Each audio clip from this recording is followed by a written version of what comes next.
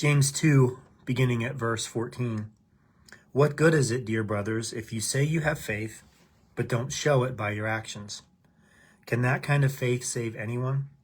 Suppose you see a brother or sister who has no food or clothing, and you say, "Goodbye and have a good day. Stay warm and eat well."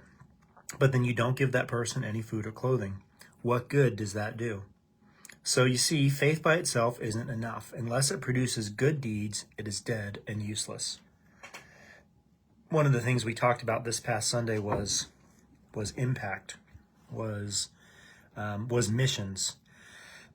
About how most of the missions that we support at WestWay, I say most, if not all of the missions that we support at WestWay, are missions that we primarily support financially.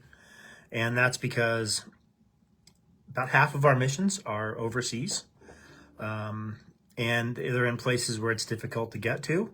I'll know more about this from personal experience after the end of February, because I'm going to South Africa. Myself and 4 other people who are connected to WestWay are going to South Africa.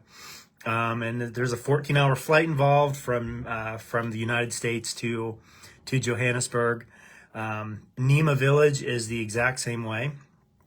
Myanmar, there's a ministry in Myanmar that we support, and Myanmar is a closed country, so it would actually be unsafe for us to go there.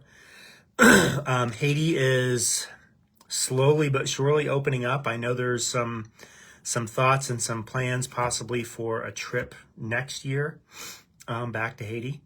And that's just the overseas missions. A lot of the missions that we support here in the United States, and Brad did a great job of talking about this, a lot of the missions that we support here in the United States, as he said, aren't the kind of missions where you can just go and take a trip to, you can go and take a group to.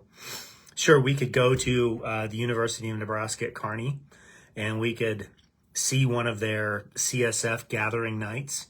But as far as like a mission trip where we would take people, like those missions really aren't geared towards that. So our finances are necessary.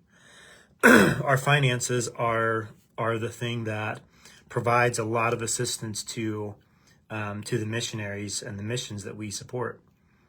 So if we can't go overseas and do tangible things, if we can't go overseas and do good works, good deeds, that leaves us with here in our community to be able to do good deeds. And there are a few things we've done, but again, they primarily have been financial, or maybe even like food, which is, I mean, that's tangible. That's a real thing. But the thing that this text is talking about is actually doing something. I think the phrase that Brad used the other day was sweat equity. Like we want to go and do something. So we are working on just what does that look like? And that doesn't only have to be a church thing. I know there are lots of people who serve in the community and put sweat equity into places outside of like the organizational church, and you should do that. And we want to be a church that does that as well.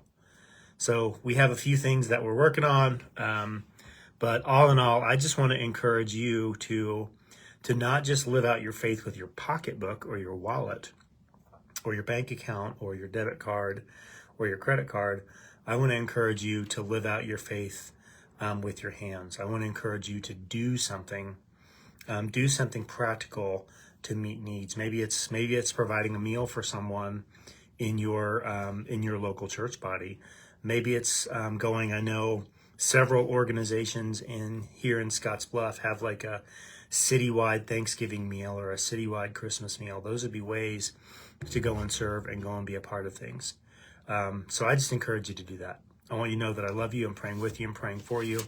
I am grateful for the way that our church supports financially the missions that are a part of our body.